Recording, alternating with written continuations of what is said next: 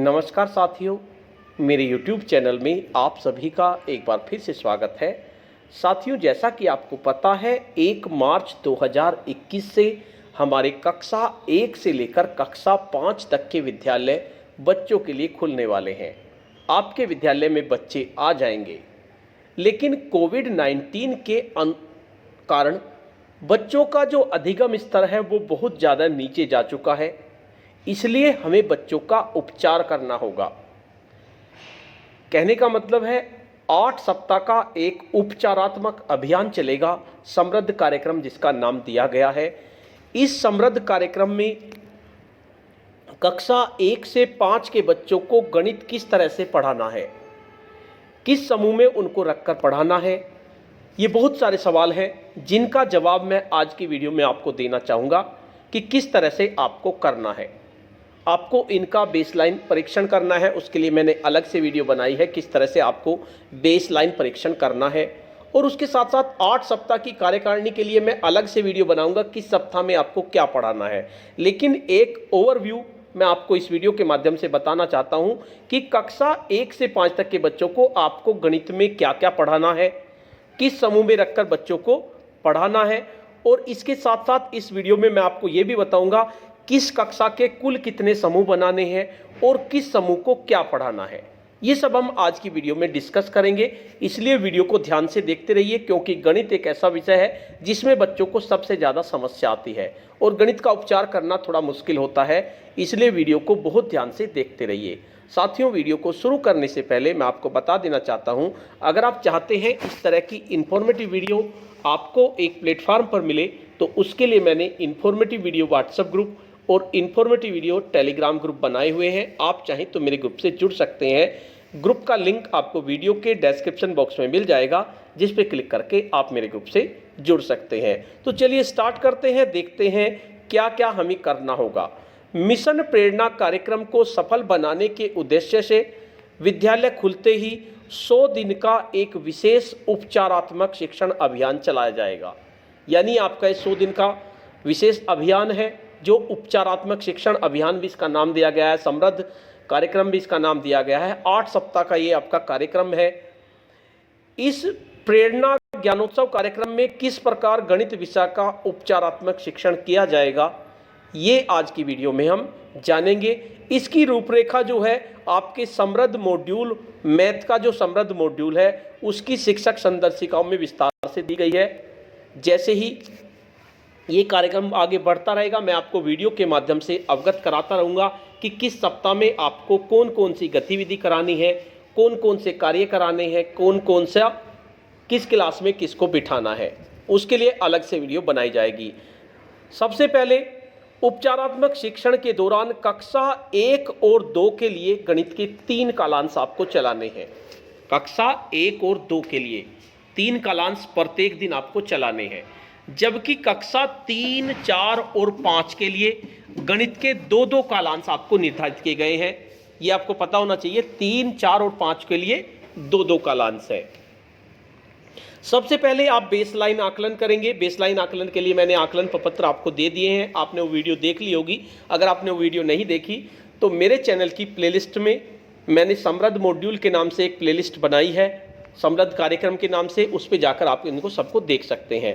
तो बेसलाइन आकलन के लिए 100 दिन का उपचारात्मक शिक्षण प्रारंभ करने से पूर्व आपको कक्षा 1 और 2 को छोड़कर सभी कक्षा के बच्चों का प्रारंभिक आकलन किया जाएगा। ये तो सबसे पहले आप यही ध्यान रखिए कि आपको कक्षा 1 और 2 का प्रारंभिक आकलन, जो आपका बेसलाइन आकलन होगा, वो आपको नहीं करना है। 3, 4, 5 का बेसलाइन आकलन करना है। आकलन हेतु परीक्षण प्रपत्र समृद्ध पुस्तिका गणित में दिया गया है और उसकी मैं वीडियो भी बना चुका हूं, आप इस वीडियो के माध्यम से उसको देख सकते हैं। उसके बाद बात करते हैं बेसलाइन आकलन, यानी कि आरंभिक परीक्षण किस तरह से करना है। तो आपका 1, 2 का तो हमारा होना ही नहीं है, तो उसमें आपके 3 स्तर दिए गए हैं। 1, 2, 3 स्तर दिए गए हैं। 5-5 प्रश्न है तीनों स्तर में। तो जो कक्षा 3 और 4 का आप बेसलाइन आकलन करेंगे, उसमें आपको स्तर 1 और स्तर 2 के आकलन प्रपत्र या टूल का इस्तेमाल करना है। कक्षा 3 और 4 के बच्चों के लिए आप एक का देखेंगे कितने प्रश्न एक में से उसने किए, और फिर उसके स्तर 2 के देखेंगे। और जो कक्षा 4 व 5 में ये गलत हो गया है, 3 और 4 नहीं है, ये केवल 3 है। कक्षा 3 में स्तर 1 और 2 के आकलन प्रपत्र का इस्तेमाल करना है और कक्षा 4 और 5 में स्तर 1, 2 और 3 तीनों का प्रयोग आपको करना है। कक्षा 5 में 3 और 4 में 1 और 2 है, ये थोड़ा मिसप्रिंट हो गया है, और कक्षा 5 में 1, 2, 3 तीनों का आपको यूज करना है।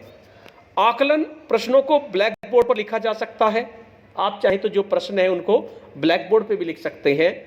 बच्चों द्वारा प्रश्नों के उत्तर दिए गए उत्तर के आधार पर उन्हें समूह में विभाजित करना है। जो बच्चे प्रश्नों के उत्तर देंगे उनके आधार पर उनके समूह बनाने हैं। सभी बच्चों के प्राप्तांक मॉड्यूल में दिए गए आकलन प्रपत्र में लिखे जाएंगे। आपको मॉड्यूल में आकलन प्रपत्र का वो भी दिया हुआ है, जिसमें आप उसमें भरेंगे तो उसमें आप इनके प्राप्तांकों को लिखेंगे। तो समृद्ध मॉड्यूल गणित के 3 प्लान हैं। उसके बाद आपने उनके स्तर बना दिए, समृद्ध स्तर 1, समृद्ध स्तर 2 और समृद्ध स्तर 3। तो समृद्ध स्तर 1 जो है, जो समृद्ध स्तर 1 में होंगे बच्चे, उन्हें आपको एक तो संख्या पूर्व ज्ञान कराना है। संख्या पूर्व की जो भी अवधारणाएं होती हैं उनका क्या आपको ज्ञान कराना है। किस सप्ताह में क्या कराना है वो मैं आपको अलग से बताऊंगा। गिनती 1 से 50 तक की उन्हें गिनती सिखानी है। संख्या पैटर्न सिखाने हैं उन्हें 50 तक के, यानी इसकी संख्या होती है जो, और समूहीकरण की अवधारणा करानी है आपको समृद्ध स्तर 1 के बच्चों को। उसके बाद समृद्ध स्तर 2 के बच्चों को आपको संख्या ज्ञान तो कराना ही है, संख्या पैटर्न 100 तक कराना है उन्हें। जोड़ और घटाव 2 अंकों के साथ उन्हें कराने हैं और 1 अंकीय संख्याओं का गुणा उन्हें कराना है।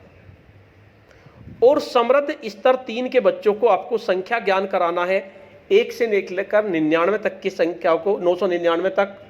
जोड़ और घटाव 3 अंकों के साथ उन्हें कराने हैं और 2 अंक के संख्याओं के गुणा और भाग उन्हें कराने हैं।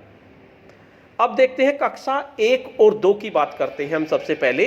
कक्षा 1 और 2, क्योंकि उनका हमने बेसलाइन आकलन तो कोई नहीं किया, तो कक्षा 1 और 2 के बच्चों का कोई प्रारंभिक आकलन नहीं होगा और दोनों कक्षाओं के सभी बच्चे एक ही समूह में रहेंगे। उनका आपको एक ही समूह बनाना है।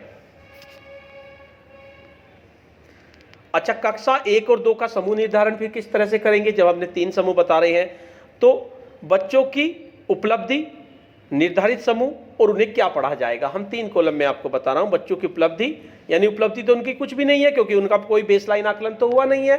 अब बात करते हैं समूह में, फिर उसने किस समूह में रखेंगे, तो इन्हें केवल एक समूह में रखेंगे। जो पहला समूह है उसमें इनको रखे जाएंगे और उसको करवाना क्या काम है हमें? समृद्ध स्तर 1, जो समृद्ध स्तर 1 है आपका, में दी गई साप्ताहिक योजना के अनुसार उन्हें शिक्षण कार्य कराना है। यानी 8 सप्ताह तक आप स्तर 1 में जो भी साप्ताहिक योजना दी गई है वो कार्य उनको कराना है। उसके लिए मैं वीडियो बनाऊंगा, आप चिंता ना करें, आपके समझ में आ जाएगा। अब बात करते हैं कक्षा 3 और 4 की। 3 और 4 के लिए क्या क्या करना है हमें? कक्षा 3 व 4 के सभी बच्चों का आरंभिक परीक्षण किया जाएगा। 2 आपके स्तर हैं, 1 से लेकर 5 तक के प्रश्न और 5 से लेकर 10 तक के प्रश्न, वो आप आकलन प्रपत्र में देख लेंगे, आपको पता चल जाएगा। मैंने वो वीडियो बनाई है, उसको देखिए। कक्षा 3 और 4 के सभी बच्चों का आरंभिक परीक्षण किया जाएगा और प्राप्तांकों के आधार पर उन्हें 2 समूह में विभाजित कर दिया जाएगा। 3 और 4 के बच्चों को 2 ही क्लास है और 2 ही समूह में हमने उन्हें विभाजित कर दिया। अब बेसलाइन आकलन के बाद 2 समूह में निम्न प्रकार से शिक्षण कार्य किया जाएगा। जो 2 समूह बनाएंगे उसके हम उनमें किस तरह से शिक्षण कार्य करेंगे, देखिए। कक्षा 3 और बच्चों 4 के लिए समूह निर्धारण, बच्चों की उपलब्धि, निर्धारित समूह और उसे क्या पढ़ाया जाएगा। सबसे पहले स्तर 1 का जो टूल है, अगर स्तर 1 के टूल के सभी प्रश्नों को बच्चा नहीं हल कर पा रहा, जो 5 प्रश्न है उन्हें अगर नहीं हल कर पा रहा तो उसे समूह 1 में रखा जाएगा और समृद्ध स्तर 1 में दी गई साप्ताहिक योजना के अनुसार उसका शिक्षण कार्य कराया जाएगा। देख लीजिए, कक्षा 3 और 4 की बात कर रहे हैं। अगर स्तर 1 के प्रश्न भी वो नहीं कर पा रहा तो उसको समूह 1 में ही रखेंगे और समूह 1 में समृद्ध स्तर 1 में जो भी साप्ताहिक योजना दी गई है उसके अनुसार उसका शिक्षण कार्य किया जाएगा।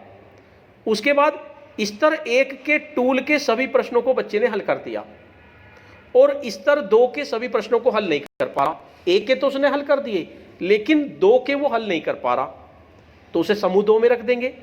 और इसमें समृद्ध स्तर 2 में जो भी साप्ताहिक योजना दी जा गई है आपके मॉड्यूल में, उसके अनुसार उसे शिक्षण कार्य कराया जाएगा। उसके बाद बात करें हम केवल कक्षा 5 के लिए, कक्षा 5 की बात करें, क्योंकि कक्षा 5 के लिए 3 स्तर है। जो टूल है, तीनों टूल का हमें यूज करना पड़ेगा कक्षा 5 के लिए। यह भी आपको याद रखना है, कक्षा 1 और 2 के लिए कोई टूल का इस्तेमाल नहीं करना है। कक्षा 3 और 4 के लिए टूल नंबर 1 और टूल नंबर 2 का इस्तेमाल करना है। और कक्षा 5 के लिए टूल नंबर 1, टूल नंबर 2 और टूल नंबर 3 इस्तेमाल करने हैं। अब बात करते हैं, हमने कक्षा 5 के सभी बच्चों का आरंभिक परीक्षण किया जाएगा और प्राप्तांकों के आधार पर उन्हें 3 समूह में विभाजित करके शिक्षण किया जाएगा। यानी कक्षा 5 के बच्चों को आपको 3 समूह में विभाजित करना है। कैसे करना है? समूह निर्धारण, बच्चों की उपलब्धि, निर्धारित समूह और उसे क्या पढ़ाया जाएगा। तो सबसे पहले बात करते हैं, स्तर 1 के टूल के सभी प्रश्नों को नहीं हल कर पा रहा। अगर बच्चा आपका कक्षा 5 का है और उसने स्तर 1 का जो टूल है जिसमें 5 प्रश्न दिए हैं, अगर उस सभी प्रश्नों को वो हल नहीं कर पा रहा, तो हम उसे स्तर 1 में रख देंगे। और स्तर 1 में रखने कर स्तर 1 में जो भी स्तर 1 की दी गई साप्ताहिक योजना है उसके अनुसार उसे शिक्षण कार्य कराया जाएगा। उसके बाद बात करें, उसने स्तर 1 के सभी प्रश्नों को सही हल कर दिया और स्तर 2 के सभी प्रश्नों को हल नहीं कर पाया। 1 का कर दिया लेकिन 2 के उसने नहीं करे, तो उसे समूह 2 में रखेंगे। और समूह 2 पे रखने पर समृद्ध स्तर 2 में दी गई साप्ताहिक योजना के अनुसार उसका शिक्षण कार्य उसे कराया जाएगा। उसके बाद तीसरा क्या स्तर होगा? स्तर 1 के टूल के सभी प्रश्नों को हल कर पा रहा है, स्तर 2 के सभी प्रश्नों को हल कर पा रहा है। 1 के भी कर दिए उन्होंने प्रश्न और 2 के भी कर दिए, लेकिन स्तर 3 के टूल के सभी प्रश्नों को अगर वो हल नहीं कर पा रहा, तो उसे इस समूह 3 में रखेंगे। और समूह 3 में समृद्ध स्तर 3 जो है हमारा, उसमें दी गई साप्ताहिक योजना के अनुसार उसको शिक्षण कार्य कराया जाएगा। तो इस तरह से आप इनको स्तरों में डिवाइड करेंगे उस टूल की मदद से। टूल के लिए मैंने अलग से वीडियो बनाई है, आप मेरे चैनल पे जाके देख सकते हैं, वरना मैं कोशिश करूंगा इस वीडियो के डिस्क्रिप्शन बॉक्स में इन सभी की लिंक भी डाल दूं, जिससे कि आपको थोड़ा आसानी हो। तो साथियों, अगर आपको ये वीडियो पसंद आती है तो इस वीडियो को लाइक कीजिए, शेयर कीजिए और वीडियो पे कमेंट्स कीजिए।